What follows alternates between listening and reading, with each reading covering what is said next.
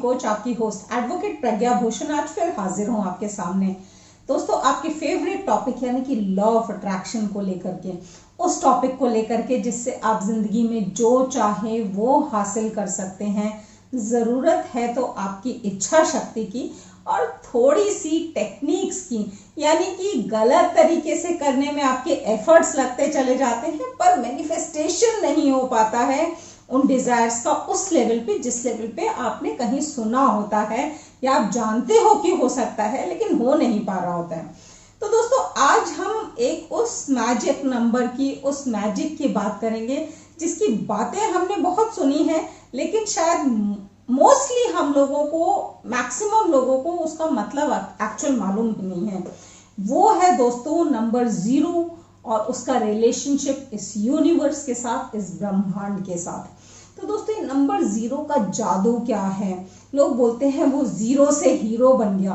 तो इस 0 से हीरो क्या बनते हैं, कैसे होता है? सडनली रातों रात कोई छप्पर में सोया होता है, छाप की झोपड़ी में सोया होता है और उसके छप्पर को फाड़ के वहां पे दौलतों के अंबार गिर जाते हैं, क्या ऐसा होता है? तो दोस्तों, आज हम इसी राज को जानने वाले हैं और ये जानने वाले हैं कि एक्चुअली 0 से हीरो कैसे बना जाता है। तो अगर आप मेरे चैनल पे फर्स्ट टाइम आए हैं तो सबसे पहले इसे सब्सक्राइब कर लीजिए और आप अपने जितने भी फ्रेंड्स, दोस्तों, रिश्तेदारों, अपने खास लव्ड वंस को चाहते हैं कि वो भी हीरो बने, वो भी वो चीजें हासिल करें जो वो जिंदगी में हासिल करना चाहते हैं, तो उनके साथ इस वीडियो को शेयर जरूर कर लें दोस्तों। बिकॉज जब तक आप बांटेंगे नहीं, शेयर नहीं करेंगे तो ज्यादा आएगा नहीं। तो आप इस वीडियो को जरूर शेयर करें उन सब के साथ जिन्हें इसकी जरूरत है। तो दोस्तों, 0 से हीरो बनना क्या है, ये 0 का राज क्या है, आज हम उसकी बात करने वाले हैं। तो बेसिकली हमने लॉ ऑफ अट्रैक्शन के बारे में बहुत सुना हुआ है कि हम जो चाहते हैं, जिसके बारे में हमेशा सोचते हैं, जिसे विजुअलाइज कर पाते हैं, देख पाते हैं, जिसकी मैनिफेस्टेशन के लिए बार बार ट्राई करते हैं अलग अलग टेक्निक से, अल्टीमेटली वो हमें हासिल हो जाता है और हम जितना ज्यादा स्ट्रांगली उसे फील कर सकते हैं, उसे विजुअलाइज कर सकते हैं, वो उतनी ही जल्दी हमें हासिल होता है।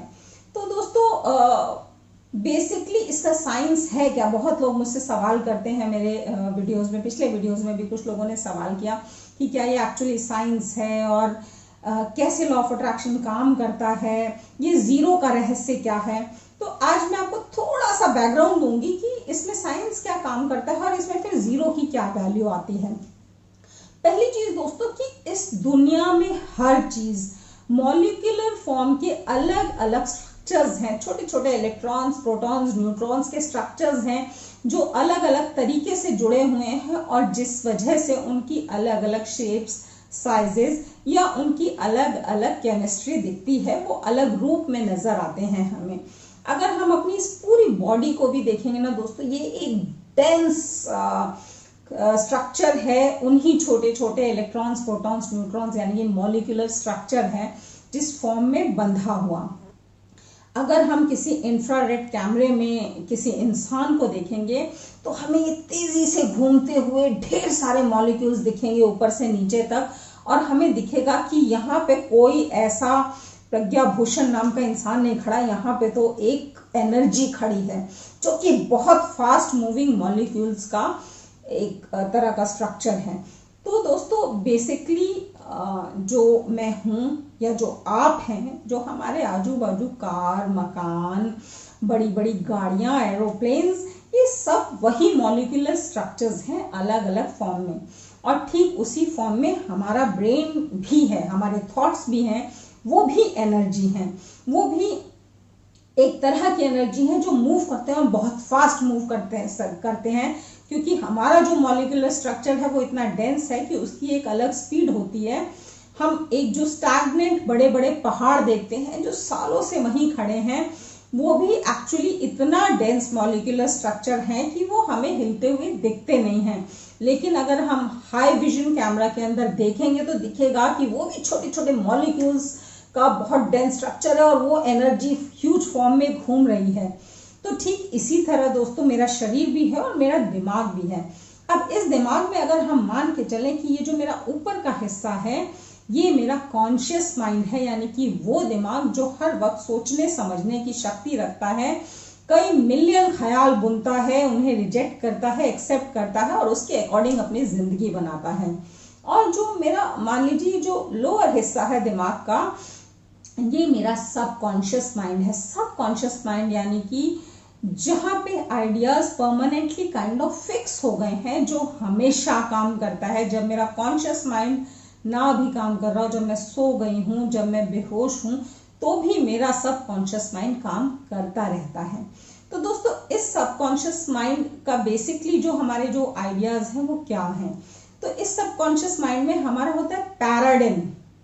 तो जो पैराडिम है बेसिकली दोस्तों, वो पैराडिम छोटे छोटे छोटे मल्टीट्यूड ऑफ आइडियाज का एक आप कह सकते हैं रूप है, जो कि मेरे अंदर परमानेंट फिक्स है और मेरे सबकॉन्शियस का पार्ट है। वो मेरे डीएनए से यानी कि मेरे पूर्वजों से भी मेरे पास चले आ रहे होंगे, वो मेरे माँ बाप की वजह से मेरे वो आइडियाज फिक्स होके बन गए होंगे, क्योंकि जब मेरे माँ बाप मिले तब मेरा जन्म हुआ। तो यानी कि उनके अंदर जो डीएनए था, जो आइडियाज थे, वो भी मेरे पैराडिम का पार्ट हैं। और मैं जब से पैदा हुई तब से लेकर के आज तक जो भी ख्याल मेरे अंदर रोप दिए गए, डाल दिए गए और वो मेरी पर्सनालिटी का परमानेंट हिस्सा हो गए, वो मेरा पैराडिम है दोस्तों। और एक व्यक्ति का क्या पैराडिम है, यही उसकी डेस्टिनी भी डिसाइड करता है। अगर भारत में एक लड़की पैदा हुई और उसे अगर बचपन से ये बताया जा रहा होगा कि तुम बाहर नहीं निकल सकती, तुम अकेले नहीं जा सकती, तुम्हें बाहर डरना चाहिए, तुम्हें ज्यादा लोगों के बीच में नहीं बैठना, तुम्हें ऊंची आवाज में बातें नहीं करनी, तो दोस्तों उसकी ओवरऑल पर्सनालिटी का जो हिस्सा है वो उसका पैराडिम बन चुका है, क्योंकि उसके दिमाग में, उसके सबकॉन्शियस में ये ख्याल परमानेंटली घर कर चुके हैं।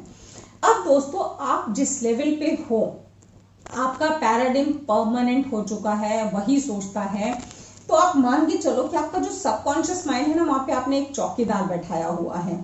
अब जो चौकीदार है, अपने घर के बाहर अगर आपने कोई चौकीदार बैठाया है, तो वो उन्हीं लोगों को घर के अंदर आने देगा जिन लोगों को वो जानता है या उसे लगता है कि इन लोगों को घर में आना अलाउड है। बाकी सब लोगों को वो धक्के मार के बाहर निकाल देगा। ठीक यही होता है आपके सबकॉन्शियस माइंड के साथ, जो परमानेंट ख्याल बैठे हुए हैं। अब आप मैनिफेस्टेशन की कोशिश तो बहुत करते हैं, आप सोचते हैं आप करोड़पति बन गए, आप अरबपति बन गए, आपके पास बहुत सारा पैसा आ रहा है, आपको जबरदस्त सक्सेस हासिल हो रही है, लेकिन अगर आपका पैराडिम जो है वो गरीबी में, स्कैरसिटी में, दरिद्रता में डूबा हुआ है, तो आपके जो सबकॉन्शियस माइंड का चौकीदार है, जो पहरेदार है, वो आपके कॉन्शियस माइंड के इन ख्यालों को सबकॉन्शियस में घुसने नहीं देगा, धक्के मार के बाहर निकाल देगा। क्योंकि चेंज जो है ना बहुत अनकंफर्टेबल होता है, किसी को भी पसंद नहीं, और वैसे ही हमारे इस सबकॉन्शियस माइंड को भी ना चेंज पसंद नहीं है दोस्तों। तो अब करें क्या? लोग बोलते हैं हम ट्राई बहुत करते हैं, हम मैनिफेस्टेशन की कोशिश करते हैं, हम बार बार बोलते हैं कि मेरे पास पैसा आ रहा है, लेकिन आता नहीं है, हो नहीं पाता। वो इसलिए दोस्तों क्योंकि जो आपका पैराडाइम है वो फिक्स्ड है, गरीबी में, दरिद्रता में, भुखमरी में, स्कैरसिटी में। वो विश्वास ही नहीं दिलाने देता आपके सबकॉन्शियस माइंड को कि आप अरबपति, करोड़पति, खरबपति हो सकते हैं, जिसकी वजह से आप ट्राई बहुत करते हैं, लेकिन आपका लॉ ऑफ अट्रैक्शन काम नहीं करता, आपका पैराडाइम शिफ्ट नहीं होता। तो दोस्तों ये पैराडाइम शिफ्ट होना बहुत जरूरी है। जब हम ब्रह्मांड की बात करेंगे तो एक होता है लॉ ऑफ मेंटलिज्म। मेंटलिज्म क्या होता है दोस्तों कि दुनिया की हर एक चीज हर दूसरी चीज से जुड़ी हुई है। एक जो ईश्वर है जिसे हम सुप्रीम पावर कहते हैं, कुछ लोग भगवान, कोई अल्लाह, कोई सुप्रीम पावर, कोई गॉड, अलग अलग नामों से कहता है। तो इस लॉ ऑफ मेंटलिज्म का मानना है कि जो सुप्रीम पावर का माइंड है उसमें ये पूरा यूनिवर्स बसा हुआ है और उसका छोटा रूप हम हैं, यानी कि हमारे माइंड में ही हमारा यूनिवर्स है। हम अपने माइंड में जो ख्याल बुनेंगे, जो सोचेंगे, जो समझेंगे, जिसे परमानेंट हिस्सा बनाएंगे अपने सबकॉन्शियस का, वही यूनिवर्स से हमें मिल जाएगा। इसी को लॉ ऑफ अट्रैक्शन भी कहा जाता है। कि जो हम सोचेंगे, जो हमारे सबकॉन्शियस का हिस्सा होगा, वही हमारी जिंदगी में होगा, वैसा ही घटित होगा, वही चीजें हमें मिलती जाएंगी। तो प्रॉब्लम आती है पैराडाइम शिफ्ट के साथ, जो कि हम कुछ हमारे पूर्वजों की वजह से, हमारे एनवायरनमेंट की वजह से ऑलरेडी मिला हुआ है, तो हम उसे कैसे चेंज करें। वो अगर गरीबी और दरिद्रता और स्कैसिटी की बातें सोचता है तो हम अमीर कैसे बने। तो यहाँ पे दोस्तों राज आता है उस जीरो का। जीरो से हीरो बनना क्या होता है दोस्तों? जीरो से हीरो बनना ये नहीं होता कि कोई बिल्कुल जीरो होता है, गरीब होता है, बेवकूफ होता है और सडनली रातों रात उसके पास करोड़ों रुपए आने शुरू हो जाते हैं, वो अमीर होना शुरू हो जाता है, छप्पर फाड़ के पैसे उसके घर में गिरने लगते हैं। नहीं, जीरो का मतलब होता है कि आपको सबसे पहले अपने जो भी पुरानी सोच है उसको न्यूट्रलाइज करना होगा, उसको धीरे धीरे खत्म करने की कोशिश पहले करनी होगी, ताकि नए थॉट्स आपका सबकॉन्शियस माइंड एक्सेप्ट कर सके, अपने पास ले सके, उस पर विश्वास कर सके, बिलीव कर सके। क्योंकि दोस्तों कहते हैं लॉ ऑफ अट्रैक्शन में बिलीव एंड रिसीव, यानी कि जिस दिन आपको विश्वास हो गया कि ये चीज आपकी है, आपके लिए ही बनी है, उस दिन वो चीज आपको मिल जाती है। आपको उसके लिए गिड़गिड़ाने की जरूरत नहीं पड़ती है, आपको हक से छीनने की जरूरत पड़ती है, लेने की जरूरत पड़ती है। तो दोस्तों एग्जैक्टली जीरो से हीरो बनने का मतलब यही है कि आपको अपने उन नेगेटिव थॉट्स को जीरो करना है, जिसके कई सारे तरीके हैं जो मेरी आगे की वीडियोस में आते रहेंगे कि कैसे मेडिटेशन से आप अपने उस नेगेटिव थॉट्स के पैराडाइम को जीरो कर सकते हैं, या फिर और दूसरे जो तरीके हैं जिनसे आप अपने उस नेगेटिव थॉट्स वाले पैराडाइम को शून्य पे ला करके ब्रह्मांड से खुद को जोड़ करके और अपना खुद का ब्रह्मांड अपने सबकॉन्शियस माइंड में बना सकते हैं। अगर आपको ये वीडियो पसंद आती है तो इसे जरूर अपने दोस्तों के साथ शेयर कीजिएगा दोस्तों, और मेरे चैनल को जरूर सब्सक्राइब कर लीजिए, क्योंकि आगे आने वाली वीडियोस में आपको वो तरीके बताए जाएंगे कि कैसे आप अपने परमानेंट स्कैर्सिटी माइंडसेट को खत्म करके, जीरो करके, शून्य करके इस ब्रह्मांड में कुछ भी हासिल कर सकते हैं, उसके तरीके बताए जाएंगे। तब तक के लिए थैंक यू, धन्यवाद, नमस्कार, शब्बा खैर।